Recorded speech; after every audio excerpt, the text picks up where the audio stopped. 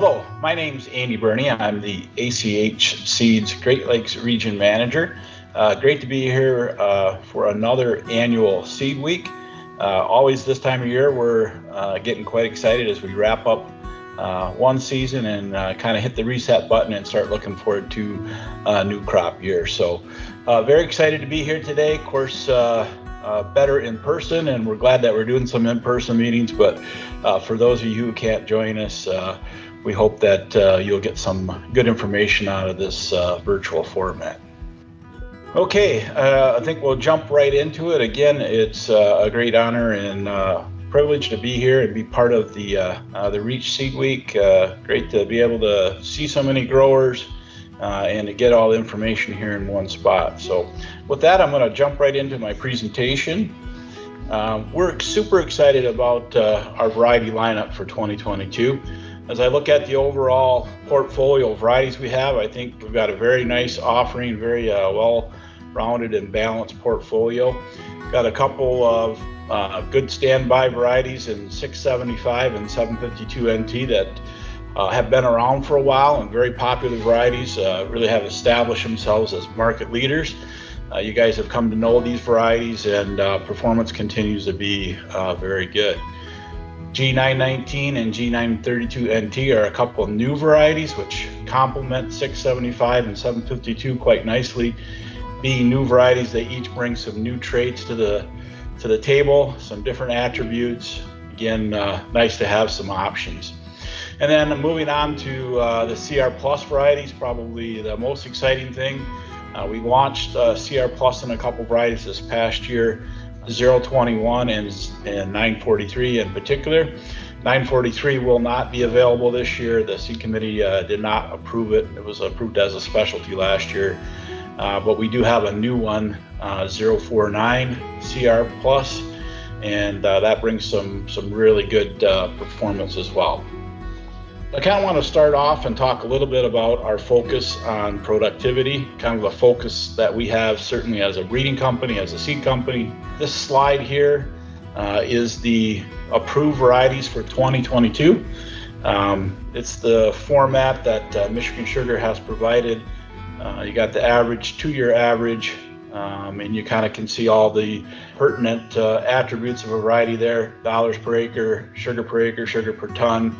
And as you move across the chart there, you can see the different disease traits. Very handy document. It's very useful to be able to look at that just in a quick reference and see how all the varieties stack up. In this particular slide, I've got it sorted what we call conditional formatting. So kind of like a color formatting, kind of like a stoplight. Green shades are better, yellow shades are kind of moderate, and red shades are poor.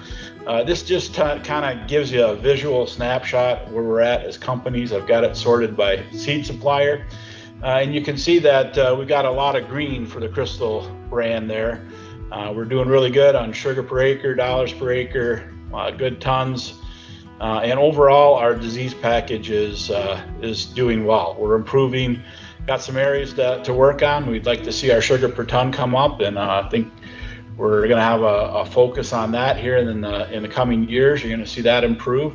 And then certainly on the nematode side, we'd like to see some much better Sacaspor tolerance. And again, we're pretty excited about some things that are coming in the not too distant future. But you can kind of see what we're doing. We want to continue to maintain our high levels of performance, and then help enable a variety to reach that potential by surrounding it with a good trait package from the root rots, Rhizoctonia, Phantomyces, Fusarium, also root aphid, Rhizomania. We want to have as strong a package as we can. CR Plus is the big buzz this year. I mean, our phones have been just really ringing off the hooks now for a couple weeks as harvest finished, and guys that had it were very impressed, and so demand has really exceeded our expectations. I want to talk a little bit about where we're at in terms of breeding line. The first varieties, specifically 943, that we brought to the marketplace, we probably did that quicker than you would have normally done because we felt it was necessary. When we were making those decisions about advanced varieties forward, we were kind of in the midst of the Cercospora epidemic of 2016, 17, and 18. We felt like we had to move the varieties forward as quick as possible because there was a huge need for them. Typically, we would have made some additional crosses to bring that sugar content up, but we felt like we needed to move it forward as quick as possible. So each successive generation, you're going to see better and better quality and better trait package, better performance. We're already seeing that with 021. That one's making it on sugar per ton. We got a couple first-year entries looking good, so we're expecting super good things in the future. The next big jump really is to incorporate CR Plus into the nematode package. We think we will have some first-year entries going into the OVTs this next year. The breeders are getting the message from us that we really need that in the marketplace. And so hopefully within a couple years, we'll be able to provide that trait package as well. The pipeline is full for CR Plus. We're full steam ahead. We're very excited about this technology, not only here in Michigan and Ontario, but across the country. We think it's really going to be a game changer, and we're moving ahead as fast as we can with our pipeline. A lot of benefits provided by the CR Plus trait. The first I would say is confidence. The ability from the enhanced tolerance to just know that you can confidently control Cercospora is huge. We struggled with that again this year, a late season push with Cercospora coming on in September and October with the warm weather, warm and wet conditions. And this enhanced level of tolerance just gives you the confidence to know that you can manage that devastating disease and get good control. Convenience is another big factor, of course, so we got fewer trips across the field. We think, based on Michigan Sugar's recommendations, it's about a 3-spray program for Cercospora Plus varieties. So that's going to save you some trips, gives you more time for other activities on the farm as well as time at home with the family. Flexibility is another important attribute of the CR Plus trait, and I'm talking specifically in terms of pre-harvest intervals. It's quite difficult sometimes to know, especially during early dig, when do you spray and when are you actually going to get started, and how the lottery system is going depends on tonnage and how the factories are running and all that kind of stuff. So the CR Plus gives you flexibility to be able to adjust that and know that you can safely manage that pre-harvest interval. Stability, seems like we're getting more and more wide swings in the weather as we move forward. This year, this warm, wet weather that we had this fall, just seems like one year after another we keep getting wide springs. You think about just in the last 5 years, all the things that have happened, 2016, 17, 18, 2019 was one for the books. And again, this year, it just seems to be more the norm than ever. And having this enhanced trait or enhanced tolerance really provides, again, that protection for the varieties and allows them to hit their yield potential. So it provides more stability. Enhanced suppression, really what I'm getting at here is it takes pressure off of our fungicides. We've had resistant strains of leaf spot develop, and so we've not been able to control them with fungicides. So this enhanced level of tolerance is going to take a little pressure off of our chemistry and hopefully help preserve our fungicide efficacy. And then, of course, the big deal is fewer fungicide applications. Couple benefits of that, obviously. It means fewer trips across the field. You're going to really kind of shift disease control from fungicides or from chemistry over to genetics. So a little bit of a change in terms of where your expenses on that regard. Sustainability is a big thing. Less trips across the field means we're more fuel efficient, less emissions. So sustainability is a big thing. And then also, of course, there is potential cost savings because you have fewer fungicide applications to make. Okay, I want to shift back to this 2-year summary from Michigan Sugar of the approved varieties. Again, it's a very handy document to be able to look and compare all the varieties. In this slide, I've just taken the opportunity to highlight the crystal varieties. Not going to go into a lot of detail at this point, but it just gives you a feel for where we're at. You see 675, 049, 021, 932 NT, all in that very top group of varieties in terms of dollars per acre, sugar per acre, performing exceptionally well. C752 a little bit further down the list there this year. In the OBTs, seems like it was off a little bit on sugar per ton. I think we had better experience with it in our strip trials and sugar beet advancement and also grower fields, where it performed, I think, more like we expect. But varieties perform differently in different years and different conditions. And then finally, 919, a little further down the line there. Interesting little variety. It's very well balanced with its disease package. Has great level of Cercospora tolerance, as well as a very nice root rot package. We give up a little bit yield potential, but I think it has a good fit as a nice workhorse variety. I wanted to touch a little bit on the root rot ratings that you see on that 2-year summary. A lot of times when we look at that, we're going to kind of figure that as an absolute kind of figure or rating that's on there. In our experience is that the root rot nurseries can be inherently difficult to run. And you think about it, soil biology is complex. There's interaction between different pathogens. They're just, like I say, inherently difficult and can be kind of variable from one year to the next. Quite often the difference from top to bottom in the varieties can be sometimes relatively small. And then when you convert that into percent of the checks and put it in a percentage form, it can kind of get exaggerated. So sometimes what looks like a big difference may or may not be a big difference. It's a little bit hard to decipher. Quite often we've seen varieties kind of move around in terms of the rating from one year to the next. We've seen that in past years with 59.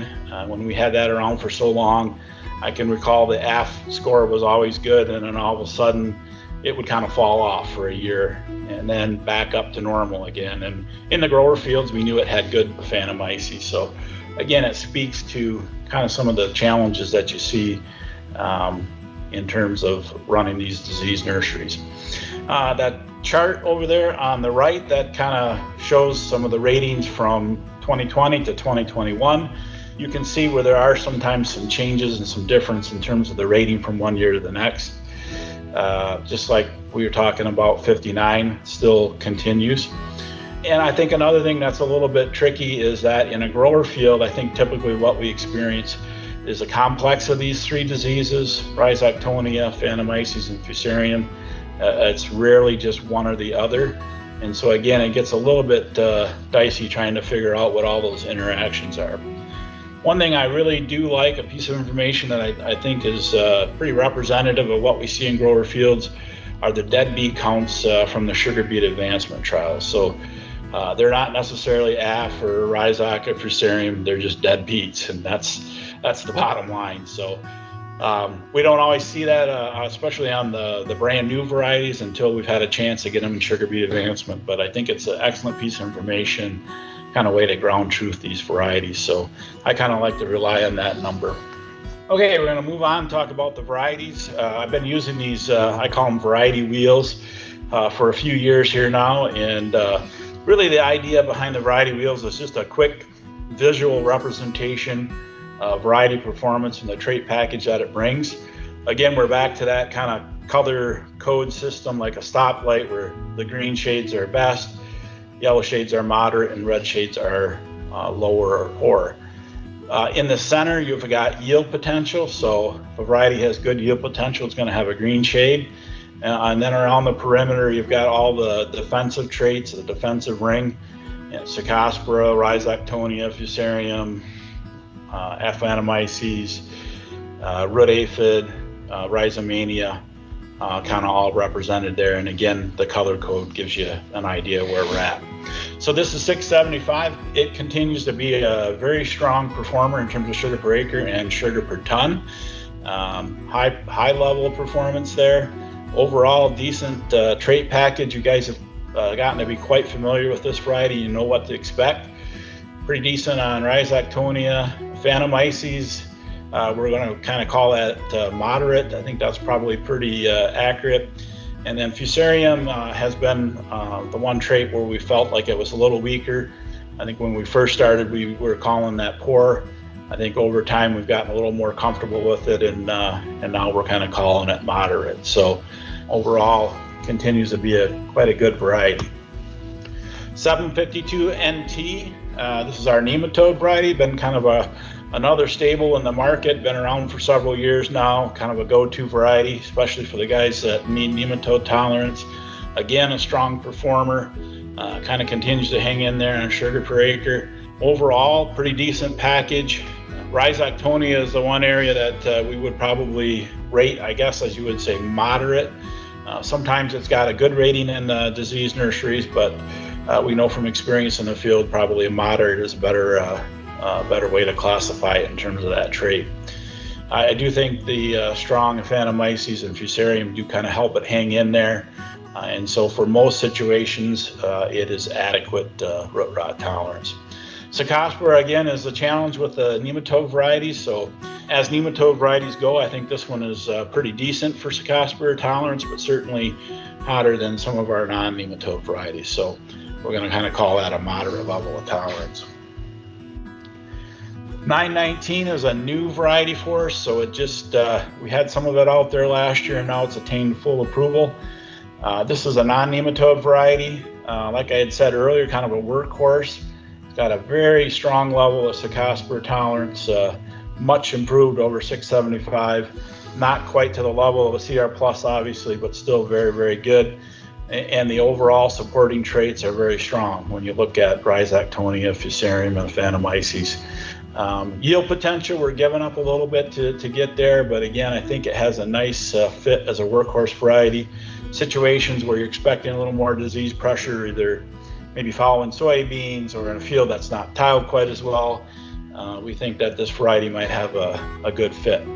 It's by far the best looking variety that we have from an appearance standpoint. As we watched it in our trials, it always had the best plant health. It's green, nice dark green, lush color, stands up real well, very attractive variety. Here's 932 NT. It's a new nematode variety. We're very pleased to be able to bring a new nematode. Continues to be a big need for nematode in the marketplace. Differential between 752 and 932 is I think we're getting a little better sugar per ton, maybe a little better sugar per acre as well. And also you see a better color score there for the Rhizoctonia. So we're confident that again, it's probably not a bulletproof variety by any means, but certainly pretty decent when you look at the overall root rot package. Red for the Cercospora, again, is a challenge for the nematode varieties, and this one's a little bit hotter, so we kind of got to manage accordingly and make sure we've got a good supporting spray program when you're growing this variety. Moving on to the CR Plus varieties, this is 021. We're super excited about this variety. It is of the current CR Plus varieties that are available for sale, it has the best sugar. In fact, it is on approval track. It made the requirement on sugar per ton. So a lot of talk and buzz out there about how CR Plus varieties are low sugar. That's not the case with 021.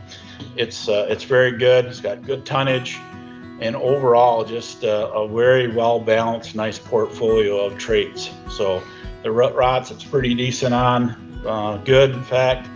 And of course, the main trait there is the very high level of tolerance for Cercospora at 43% of check. So excellent. We're super excited about it. We think this variety is going to be very important in the future of this industry in the next few years. Here's another new CR Plus variety, 049. This one just missed on sugar per ton for the requirement, so it's classified as a specialty approval. It is an improvement in sugar over 943 by quite a little bit. It has a high level of sugar per acre, very top performer. Excellent in terms of Cercospora tolerance, of course. And then I think a very strong overall package of traits, Aphanomyces, Rhizoctonia, Fusarium, all doing exceptionally well. I want to move on and talk a little bit about our strip trial program. We continue to run a pretty extensive program. We typically like to have 2 trial locations in each of the growing districts and sometimes 1 in Ontario. This year we ended up being able to harvest 5 locations. We lost 1 with Dave Banks over in the Brown City area. Quick shout out to our cooperators, Terry Densmore over in the Ithaca area, P&L Wackerly up in Pinconning, Benarski Farms over by Carroll area, Richmond Brothers up in Bayport, and Gettner Bisher over in the Ruth area. Really appreciate our cooperators taking time, being patient with us. It's valuable information. It really helps us learn and understand the performance of varieties and how they perform under real world conditions. So very important program for us. As you look at it, this is the average of the 5 locations, and you look at sugar per acre, you can see how the CR Plus varieties did exceptionally well, 021 and 943. That was kind of driven on the tonnage side. It just seemed to have excellent tonnage. 675 hung in there, did its thing. It's really not far off the pace of the CR Plus varieties. A little better sugar, of course, with 675, but if you compare that to 21, 675 had a 17.6 sugar content, and 21 had a 17.3. So 21's kind of hanging in there with it. Like I say, a nice improvement from the 943 in terms of sugar, and overall sugar per acre is excellent. Moving on to the nematode varieties, again, when you look at that number for sugar per acre, all right in the ballpark there, 752, 932, essentially the same. A little better sugar content with 932 as we expected. And again, I think a little bit better disease package in terms of root rots. 919, also kind of hanging in there, respectable. It's still over 11,000 pounds of sugar there. A little less tons, a little less sugar content, but like I say, by far the healthiest variety that we had in these trials. And again, I think it has a fit in certain situations. Moving on to the sugar beet advancement data, again, just a quick snapshot. You can see how our varieties did. This is the average of 6 trials. 021 doing quite well, 675 doing its thing, 752, 932. All these varieties performing in the top tier of varieties that were in the trials. So again, kind of proof that the genetic package between the yield potential, and the defensive traits are able with these varieties to get the job done. Okay, I want to talk quickly on seed supply. I mean, it's great to have all these varieties, and then we turn around and get you all hyped up and then wham you with, oh, but we don't have much. And it's a challenge for us as seed companies to be able to keep production where we want. We're dealing with a biological product, and as you can imagine, and as you know, as fellow farmers, it's a difficult thing. 675 is limited. We had some production issues, so we didn't get the quantity that we had requested and hoped for. I mean, we do have some seed, but just not quite what we wanted.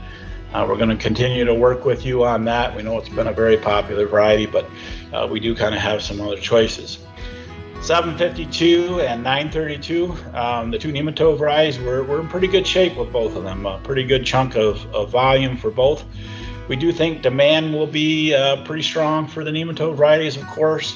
So it could get a little bit tight, just depending on how that all goes. It's certainly not an unlimited supply, but I would say overall, very good. 919, again, more of a niche variety there, but I think we've got good supplies to meet demand. And then, of course, the 2 CR Plus varieties, 021, we do have a very good supply, actually, but we're limited by the seed committee to just 10% of the acres. So, again, we know that there's huge demand. Our phones have been ringing off the hook, but unfortunately, we're not just going to be able to load you up with as much 21 or CR Plus as you would like. Similar situation for 049 as a specialty variety. And also just a 2-year variety, they limited it to 5% of the acres. We have the seed, but again, we're limited to that 5%. So I think overall our supply is good. If you look at the total amount of units that are available, I think we're in good shape, but it's kind of like a smorgasbord of varieties this year, right? We're not going to be able to just load you up with 1 or 2 varieties. We may have to kind of help pick and choose an assortment of varieties field by field to help you meet your demand and your needs. I'd ask that you be patient with us as our sales agents are out talking with you. It's going to be the first thing we have to work our way through is how much CR Plus can I get? How much 675 can I get? I think we're going to be fair, as we always have been in the past. Whether you're a small grower or a big grower, we're going to try and be equitable and fair as possible, and try and match up varieties and fields to your needs as best we can. Got a great team of guys here that are working for us. We've been doing this direct marketing for well over 10 years now. Peter Maxwell in the West District, Jeff Karst in the Central, Mike Lean over in the East District, and Ryan Konechny over in Ontario.